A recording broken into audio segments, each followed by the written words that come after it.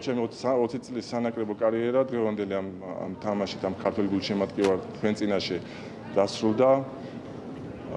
ერთიც მელოდება ესპანეთთან, სადაც უკვე 7 წელია ვთამაშობ ესპანეთთან ვითამაშებთ ამ თამაშს. და ვეცდებით, რომ იქ მაინც ავიღოთ პირველი ეს მსოფლიოს შესარჩევი ეს მოგება. ძალიან მნიშვნელოვანია ეს ნაკრებისთვის და სამომავლოდ რა. რა ვიცი, ძალიან ასე როგორ თქვა გახარებული, მაგრამ რა ვიცი, დღეს გახარებული ვარ და ამაყიც ვარ. ამ ყველაფრით რა ამ თქვენი სიყვარულისთვის და თქვენი გვერდში დგომისთვის იმდენი მესიჯი მივიღე ეს დღეები, რომ რა ვიცი, ძალიან სამწუხაროა დღევანდელი მარცხი. განსაკუთრებით იმიტომ რომ მინდოდა რომ გიოსთვის ესე ვთქვათ გაგვეტანებინა ეს გამარჯვება.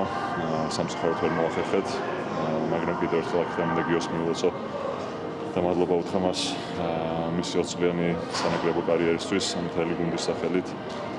ძალიან დიდი მადლობას ვუხდი და მინდა უთხრა რომ ძალიან ამაყი ვარ მით. დაცვაში რავი ძალიან ბევრი შეცდომა გავუშვით. არ შეიძლება ესე დონეზე ესეთი დაცვის თამაში, ბევრი შეცდომა იყო დაცვის ხარჯზე წავაგე, რა თქმა უნდა თავდასხმაში გამოდიოდა ყველაფერი 80 ქულამდე ჩავაგდეთ, რაც საკმარისია იმისთვის, რომ თამაში მოიგო, მაგრამ მეორე ნახევარში ცუდი დაცვა ვითამაშეთ.